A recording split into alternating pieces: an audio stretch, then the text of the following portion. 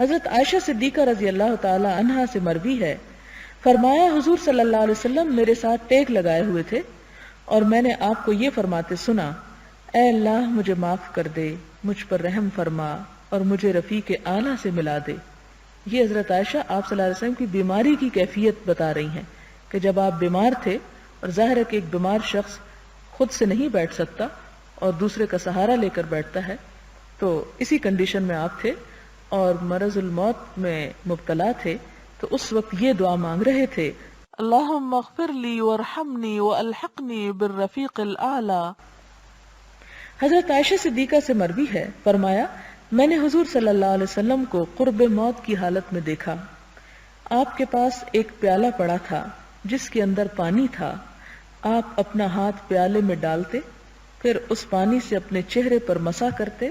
اور پھر فرماتے، اے اللہ موت کی سختیوں اور موت کی غشی پر میری مدد فرما۔ اور اسی سے حضرت عائشہ کہتی ہیں کہ آپ کی تکلیف کو دیکھ کر اس کے بعد کسی کی تکلیف مجھے ناگوار محسوس نہیں ہوئی، کیونکہ عموماً یہ ہوتا ہے کہ انسان جب کسی کو مرتے وقت سختی میں دیکھے تو عموماً اس کے بارے میں لوگ بدگمانی کرنے لگتے ہیں اور برا سوچنے لگتے ہیں کہ یہ شخص کوئی بہت ہی بڑا گناہگار ہوگا یا اسی وجہ سے اس کے اوپر ایسی حالت آئی ہے، اور اگر جلدی جان نکل جائے تو عموماً یہ کہا جاتا ہے کہ بڑا نیک شخص تھا، پتہ ہی نہیں چلا تو رخصت ہو گیا۔ یہ ہمارے قول ہیں، ہمارے خیال ہیں، حقیقت تو اللہ ہی جانتا ہے کہ کون خوش قسمتی کی حالت میں دنیا سے رخصت ہو رہا ہے اور کون کس طرح۔ لیکن حضور صلی اللہ علیہ وسلم چونکہ ہمارے لیے ایک بہترین نمونہ ہے، اس لیے آپ کے اوپر وہ تمام چیزیں گزری جو کسی انسان پر گزرتی ہیں، اور پھر عام انسانوں کو یہ بتا دیا گیا کہ اگر کسی اور پر بھی موت کی تکلیف آئے تو وہ تکلیف برحق ہے، سکرات الموت جو ہے، موت کی سختی، کیونکہ انسان کے جسم کے روئیں اور بال بال کے اندر سے جان نکلتی۔ کبھی آپ نے اپنے جسم کے اگر بال اکھاڑے ہوں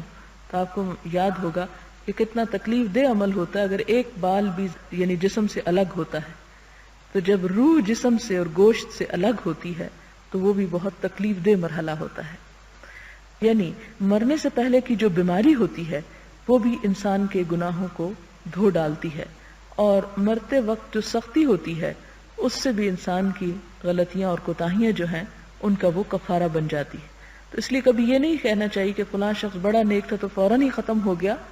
حالانکہ وہ نماز بھی نہیں پڑھتا تھا اور وہ کبھی روزے بھی نہیں رکھتا تھا، لیکن اتنی آسان اس کی جان نکلی۔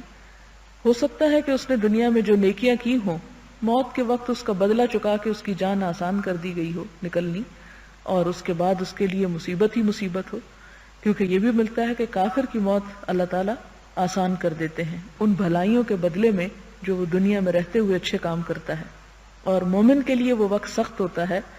کہ اگر اس کی زندگی میں کچھ کوتاہیاں ہوں تو اس کا کفارہ ہو جاتا ہے۔ ایک اور حدیث میں جان نکلنے کی کیفیت کو اس طرح بتایا گیا کہ جیسے ریشم کے گچھے میں کانٹوں بھری سلاخ یا شاخ ڈال دی جائے اور پھر اس کو کھینچا جائے تو کیا حال ہوگا کہ وہ باہر آنا اس کا مشکل ہوتا ہے، اسی طرح جسم سے جان کا نکلنا ایک تکلیف دہ عمل ہوتا ہے۔ پہلے پاؤں سے جان نکلتی ہے، اسی لیے میت کے پاؤں سب سے پہلے ٹھنڈے ہونے لگتے ہیں، اور پھر اس کے بعد آہستہ آہستہ باقی جسم سے، اور سب سے بعد میں حلق سے جان باہر آ جاتی۔ اسی کا ذکر قرآن پاک میں سورۃ القیامہ میں بھی آتا ہے، کلا اذا بلغت التراقی، ہرگز نہیں جب جان تراقی، ترقوہ ان ہڈیوں کو کہتے ہیں، کہ اس حلق تک جگہ آ جاتی ہے، سارا جسم خالی ہو گیا، اب ہلکا ہلکا سانس یہاں سے آ رہا ہے، وقیلا، اور اس وقت کہا جاتا ہے، من راک، کون ہے جو جھاڑ پھونک کرے، یعنی کوئی تعویذ یا دم کرے کیونکہ اب علاج اور اثر نہیں کر رہا، وظن انہ الفراق، اور انسان یعنی مرنے والا اس وقت سمجھ لیتا ہے، انہ الفراق، کہ اب جدائی کا وقت آ گیا، والتفت الساق بالساق، اس وقت پنڈلیاں آپس میں جڑنے لگتی ہیں، الی ربک یومئذ المساق، تیرے رب کی طرف آج روانگی کا وقت ہے۔ یعنی دنیا سے رخصت ہونے کا نقشہ ان آیات میں کھینچا گیا کہ موت کے وقت انسان کے ساتھ کیا بیتتی ہے، اور اچانک ناگہانی موت سے پناہ مانگی گئی ہے اور اسے اچھا نہیں سمجھا گیا، اور اس کی دعا کرنی چاہیے کہ اعلیٰ ناگہانی آفت اور موت سے بچانا، کیونکہ اس میں تو توبہ بھی انسان کو نصیب نہیں ہوتی کہ یکا یک کوئی بلا آ پڑے۔ اس طرح ایٹ لیسٹ اگر کوئی تکلیف بھی ہو تو انسان کلمہ وغیرہ پڑھتے ہوئے، یا پاس حکم ہے کہ سورۃ یاسین پڑھی جائے مرنے والے کے پاس، یا قرآن پاک پڑھا جائے، تاکہ اس وقت اللہ تعالیٰ کی رحمت ہو اس پر. تو یہ کام کرنا چاہیے. کئی لوگوں کو یہ کہتے سنا ہے کہ میں تو چاہتی ہوں کہ بس کوئی ایسی بات ہو کہ یکا یک دنیا سے رخصت ہو جائیں. نہیں، اللہ تعالیٰ سے یہ دعا کرنی چاہیے کہ مرتے وقت کلمہ نصیب ہو اور ایمان پر خاتمہ ہو، اور تمام خطائیں جو ہیں وہ دھل کے پاک صاف ہو کر انسان اللہ تعالیٰ کے پاس پہنچے، تاکہ آگے قبر ٹھنڈی ہو اور اللہ تعالیٰ کے پاس انسان جب کھڑا ہو اپنے حساب کتاب کے لیے تو سرخرو ہو کر کھڑا ہو.